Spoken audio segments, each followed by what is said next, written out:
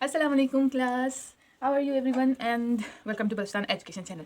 प्यारे प्यारे स्टूडेंट्स, प्यारे प्यारे फ्रेंड्स, प्यारे प्यारे व्यूअर्स, आज का जो हमारा एक्सरसाइज है वो है 4.3 यूनिट नंबर 4 से है। इसका पेज जो नंबर है वो 66 है और ये क्वेश्चन नंबर 1 जिसका पार्ट 1 और 2, हाँ 1 और 2 हमने इससे पहले वीडियो में किया है। आज हम 3, 4, 5 पार्ट करेंगे क्योंकि बहुत लंबा हो जाता है 1 बाय 1 स्टेप करना, इसलिए मैंने सारा कुछ पहले लिख लिया है। आप सिर्फ समझाने का काम है ताकि वीडियो शॉर्ट हो और आपका काम भी आसान हो, आपको जल्दी समझ आ जाए। तो अगर हम क्वेश्चंस को देखें, सबसे पहले मैं क्वेश्चन दिखा देती हूँ, ये रहा।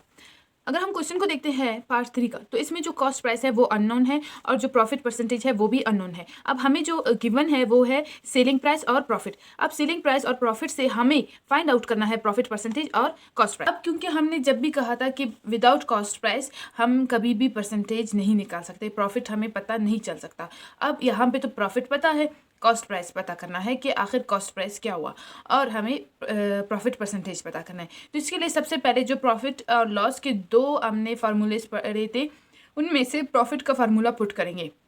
अब यहाँ पे 2 एरोज मैंने बनाए हैं, ये इसलिए बनाए हैं ताकि आपको बता सकूं कि इस फार्मूला को आपने क्या करना है, इक्वल के इस तरफ जो प्रॉफिट है उसको इक्वल के इस तरफ लाना है और जो ये कॉस्ट प्राइस है उसको इक्वल के इस तरफ लाना है, जैसे कि यहाँ पे मैंने किया है। ठीक है, हमने क्या किया, जो माइनस साइन में कॉस्ट प्राइस है उसको इक्वल के इस तरफ जब लेकर गए तो ये प्लस हो गया। जब भी हम इक्वल के राइट साइड से लेफ्ट और लेफ्ट साइड से राइट साइड कोई भी डिजिट लेकर आते हैं, कोई भी, तो उसका जो साइन है वो कन्वर्ट हो जाता है। अगर माइनस है प्लस हो जाएगा, अगर प्लस है माइनस हो जाएगा, अगर मल्टीप्लाई है तो डिवाइड हो जाएगा और अगर डिवाइड है तो मल्टीप्लाई हो जाएगा। तो ये रूल्स आपने, बेसिक रूल्स है, ये हमेशा दिमाग में रखना है।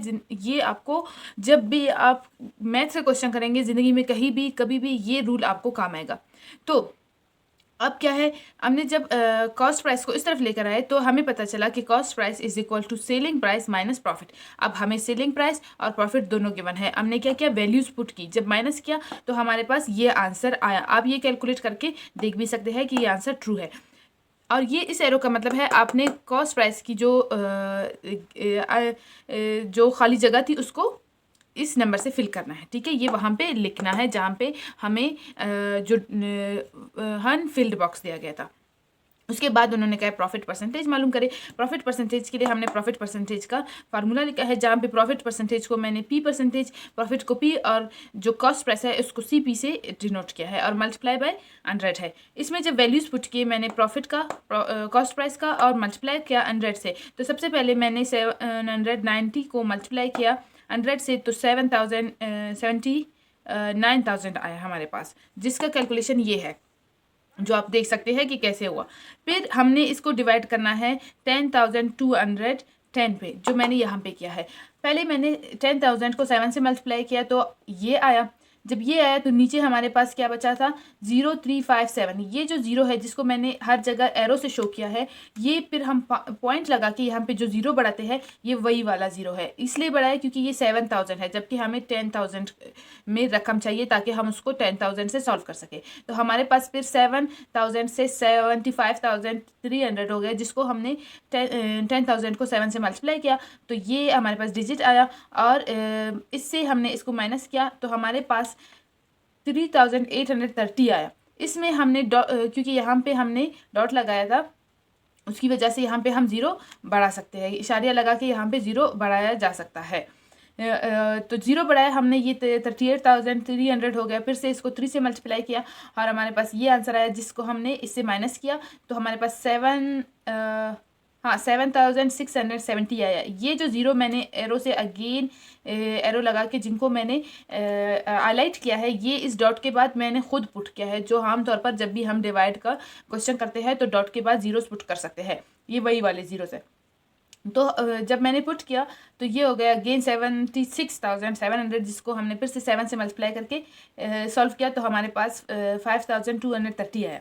अब आप सोच रहे होंगे कि यहाँ पे हमारे पास 7.737 है, जबकि मैंने यहाँ पे आंसर 7.74 किया है। तो मैंने क्या किया है, राउंड ऑफ किया है। ये जो नंबर है ये 5 से ग्रेटर है। राउंड ऑफ का यही रूल है कि जब भी आपके पास आफ्टर जो डॉट है आपके पास ग्रेटर देन 5 या 5 से ग्रेटर नंबर आया तो आप इसको मिटा के इस नंबर में 1 ऐड करोगे, जो कि हमने मिटा के 1 ऐड किया तो 7.4 हो गए। तो ये हमारे पास हो गया पार्ट 3। अब हम करेंगे पार्ट 4। अच्छा तो दोस्तों अब हम इसका करेंगे पार्ट जो है वो 4। और पार्ट 4 कुछ इस तरह से है कि हमारे पास जो कॉस्ट प्राइस है वो गिवन है, सेलिंग प्राइस अननोन है, प्रॉफिट अननोन है और प्रॉफिट परसेंटेज गिवन है।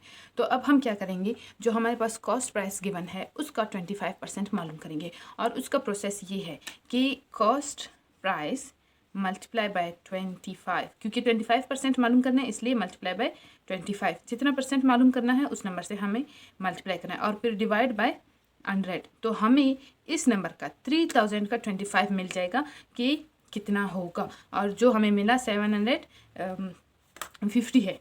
ठीक है, तो हमने अब लाजमन सी बात है कि जो परसेंटेज जितना है प्रॉफिट भी उतना है। यानी अगर हम इसको जो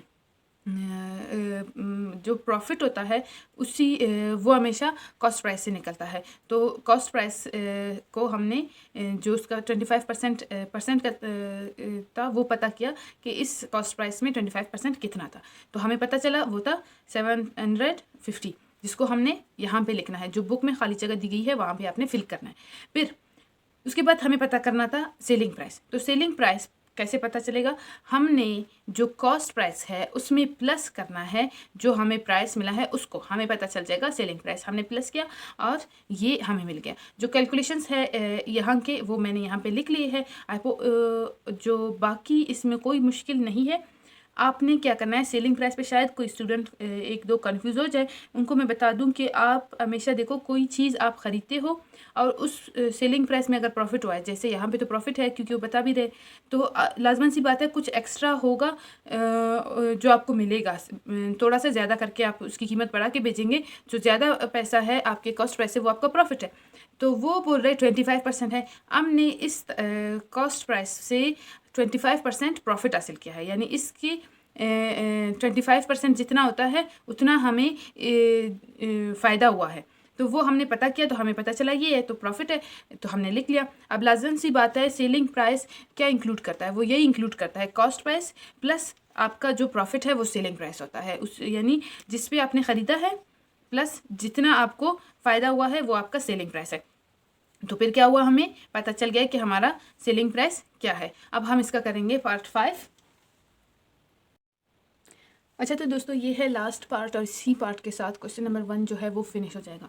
लेकिन आपने क्या करना है, एक चीज़ यहाँ पे नोटिस करना है, सबसे इजी है जो कॉन्सेप्ट वाइज है, बस सिंपल। इसमें आपको पहले तो पता है प्रॉफिट मालूम करना है, जिसका फार्मूला हमने पिछले वीडियोस में पढ़ा है और यूज़ भी किया है, ये है। उसमें वैल्यूज़ पुट करने हैं, आपके पास प्रॉफिट आ जाएगा। फिर आपने प्रॉफिट परसेंटेज का फार्मूला यूज़ करना है, जो कि हम पिछले वीडियोस में पढ़ चुके हैं और यूज़ भी कर चुके हैं, तो आपको पता है कैसे करना है।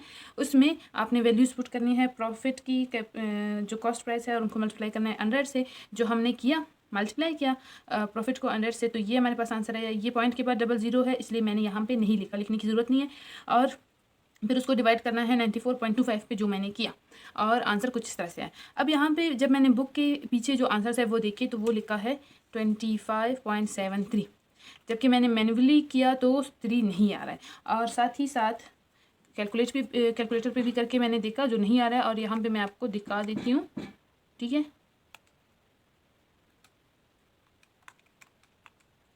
ये देख ले, 25.72944297।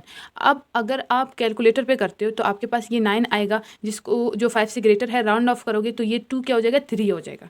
तो जब भी वो बुक बनाते हैं तो वो बड़े मैथमेटिस्ट होते हैं, वो क्या करते हैं कि हमेशा कैलकुलेटर्स यूज़ करते हैं। बड़े लेवल पे जब आप पहुंचोगे तो आपको मैनुअली काम कम होता है, कैलकुलेटर पे ज़्यादा होता है, तो वो कैलकुलेटर्स यूज़ करते हैं, और उसकी वजह से उन्होंने ये 9 को राउंड ऑफ करके इसको 3 किया। लेकिन एग्ज़ाम में जब आप करोगे तो आपके पास कैलकुलेशन नहीं होगा। अगर इसके बाद भी आगे आप जाते हो तो 21.5 आए, और मतलब इसमें अगर 0 ऐड भी करते हो 210.5 आ जाएगा। फिर से आप 3 से मल्टीप्लाई नहीं कर सकते।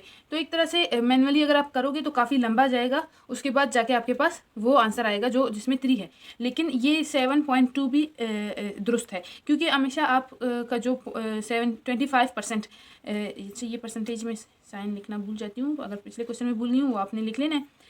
0.7 है पहला, 25.7 है। अब अगर 2 हो या 3 हो, दोनों 5 से स्मॉलर नंबर है तो वो 7 को राउंड ऑफ करते वक्त इफेक्ट नहीं करते, इसलिए आपका आंसर सही है। अगर वो 25.72 है या 25.73 है, दोनों हालत में सही है, क्योंकि अगर ये 5 होता या इससे ग्रेटर नंबर होता और हमने 2 किया होता फिर आंसर गलत हो जाता। क्यों? क्योंकि 5 जो है 7 को अफेक्ट कर सकता है। राउंड ऑफ करते हुए 5 को जब हम मिटाएंगे तो 7 को हम 8 बनाएंगे, लेकिन इन दोनों को जब हम मिटाएंगे तो 7 को 8 नहीं बनाएंगे, इसलिए ये मसला नहीं करता। कुछ स्टूडेंट्स कमेंट्स करते हैं कि आपका जो आंसर है वो ट्रू नहीं है, इस वजह से मैंने कहा ये चीज़ मैं क्लियर कर दूँ, क्योंकि अक्सर स्टूडेंट्स जो इस एज में 8th क्लास के एज में, मैं खुद भी टीचर से इस तरह के काफ़ी सवाल पूछ चुकी हूँ, क्योंकि इतना कॉन्सेप्ट क्लियर नहीं होता और लगता है कि गलत हुआ है, तो गलत कुछ नहीं हुआ और हमारे सारे क्वेश्चंस भी हो गए।